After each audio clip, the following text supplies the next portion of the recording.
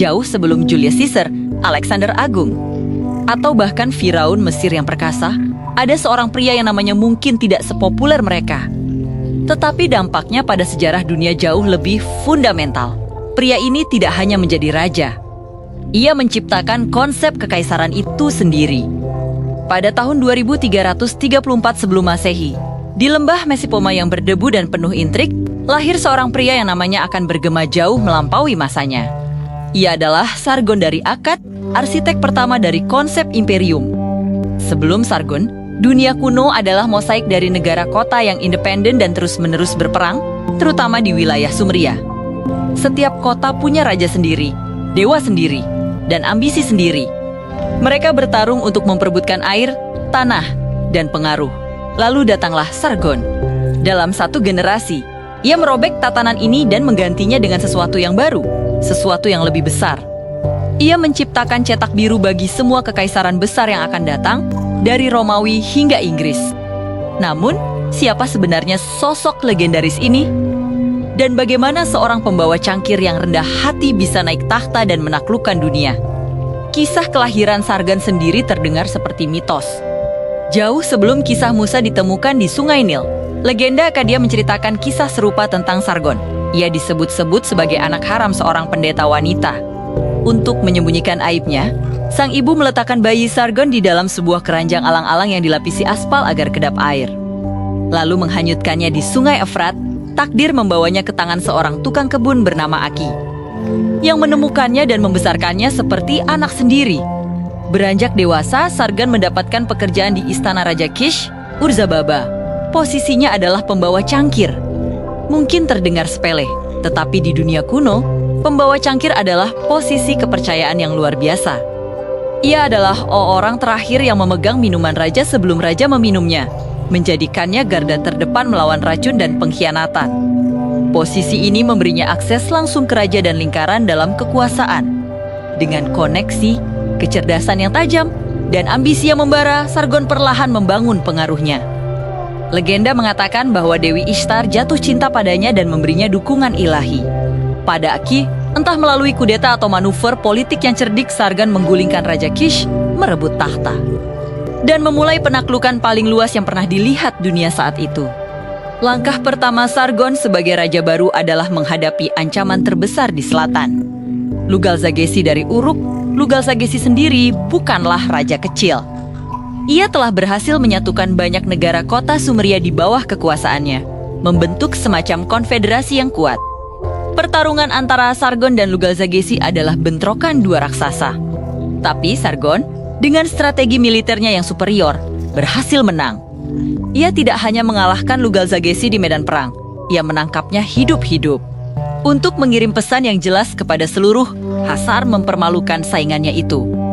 Ia membawa Lugal-Zagesi dalam keadaan terikat rantai ke kota suci Nippur dan memaksanya berjalan melalui gerbang Ekur, kuil utama dewa Enlil, dewa tertinggi dalam panteon Sumeria. Ini adalah deklarasi yang kuat. Sargon adalah penguasa baru yang direstui para dewa. Kemenangan ini hanyalah awal. Sargon kemudian menyatukan wilayah utara yang berbahasa Simit, tanah kelahirannya Akkad, dengan wilayah selatan yang berbahasa Sumeria. Ini bukan hanya penaklukan militer, tapi juga penyatuan dua budaya yang berbeda. Dari sana, pasukannya bergerak tanpa henti. Kekaisaran Akkadia yang ia bangun membentang luar biasa. Dari Teluk Persia di timur hingga ke pesisir Laut Mediterania di barat. Wilayah kekuasaannya mencakup apa yang sekarang menjadi Irak, Suriah, sebagian Turki, dan Iran. Ia mengklaim telah mencuci senjatanya di laut bawah dan laut atas. Sebuah metafora untuk kekuasaannya yang membentang dari satu ujung dunia yang dikenal ke ujung lainnya. Tetapi yang membuat Sargon revolusioner bukanlah luas wilayahnya, melainkan cara ia mengelolanya. Ia adalah seorang inovator brilian dalam bidang militer dan administrasi. Sargon menyadari bahwa kekuasaan tidak bisa dipertahankan hanya dengan menaklukkan. Ia harus dipertahankan dengan stabilitas. Untuk itu, ia membutuhkan pasukan yang loyal dan profesional. Maka, Sargon menjadi raja pertama dalam sejarah yang menciptakan tentara permanen. Pasukan ini, yang diperkirakan berjumlah 5.400 prajurit elit, tidak lagi bergantung pada wajib militer musiman. Mereka adalah prajurit profesional yang digaji langsung oleh raja dan hidup dari hasil rampasan perang. Dikatakan bahwa mereka makan di mejanya setiap hari, sebuah simbol loyalitas absolut kepada mahkota Akadia, bukan kepada kota atau suku asal mereka. Pasukan ini adalah tulang punggung kekuasaannya, alat yang memungkinkannya menekan pemberontakan dan memperluas perbatasan. Sekaha taktik, Sargon juga jauh di depan zamannya. Sementara musuh-musuhnya di Sumeria masih sangat bergantung pada formasi phalanx yang kaku dan kereta perang yang lamban. Pasukan Sargon lebih lincah dan fleksibel. Mereka adalah infanteri yang dipersenjatai dengan busur komposit dan tombak. Formasi mereka dapat beradaptasi dengan cepat di berbagai medan, dari gurun terbuka hingga celah pegunungan yang sempit. Penggunaan pemanah secara massal memungkinkan mereka untuk menghujani musuh dari jarak jauh sebelum pertempuran jarak dekat dimulai. Keunggulan taktis inilah yang memastikan Kekaisaran Akadia nyaris tak terkalahkan selama masa pemerintahan Sargon yang panjang, yang berlangsung selama 56 tahun. Namun, kejeniusan Sargon tidak terbatas pada medan perang. Ia tahu bahwa sebuah imperium yang luas tidak bisa dikelola dengan cara lama. Sebelum dia, raja yang menaklukkan kota lain biasanya akan membiarkan penguasa lokal tetap di tempatnya, asalkan mereka membayar upeti. Sistem ini sangat rentan terhadap pemberontakan. Sargon mengubahnya. Ia menggantikan para penguasa dan bangsawan lokal dengan gubernur-gubernur Akadia yang ia percaya, yang seringkali adalah kerabat atau rekan dekatnya. Sistem ini menciptakan birokrasi yang terpusat dan memastikan kesetiaan mutlak kepada pusat. Kekuasaan di kota Akkad, pajak dapat dipungut secara lebih efisien, dan kebijakan dari pusat dapat diterapkan di seluruh kekaisaran. Dan yang terpenting, ia memastikan kekuasaannya akan berlanjut. Sargon mendirikan dinasti pertama di dunia. Ia menetapkan bahwa tahta akan diwariskan kepada putra-putranya. Menciptakan sebuah garis suksesi yang memberikan stabilitas jangka panjang yang belum pernah ada sebelumnya. Ini adalah konsep revolusioner yang akan ditiru oleh hampir setiap monarki dalam sejarah. Warisan Sargon juga meresap ke dalam budaya dan ekonomi. Ia melakukan sesuatu yang terdengar sederhana namun sangat penting, menstandardisasi timbangan dan ukuran di seluruh kekaisarannya. Bayangkan betapa rumitnya perdagangan jika setiap kota memiliki ukuran liter atau kilogram yang berbeda. Dengan satu standar untuk seluruh Akadia, Sargon memfasilitasi perdagangan internasional, mengurangi penipuan, dan menciptakan stabilitas ekonomi yang lebih besar. Selain itu, ia mengangkat bahasa Akadia, yang merupakan bahasa Semit, menjadi bahasa resmi untuk administrasi, hukum, dan diplomasi di seluruh kekaisaran.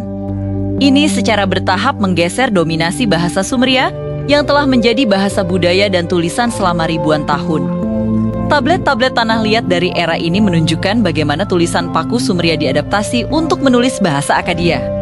Menciptakan sebuah sintesis budaya yang unik, Sargon juga menempatkan putrinya, Enheduanna, sebagai pendeta tinggi Dewi Bulan di kota Ur.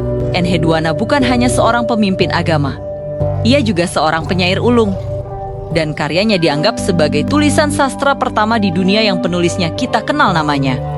Meskipun Kekaisaran Akadia pada akhirnya runtuh setelah sekitar 180 tahun karena kombinasi pemberontakan internal, tekanan dari luar, dan kemungkinan perubahan iklim, konsep yang diperkenalkan Sargon tidak pernah mati. Konsep satu raja, satu negara, satu pemerintahan yang ia ciptakan menjadi cetak biru abadi bagi semua kekaisaran besar yang mengikutinya.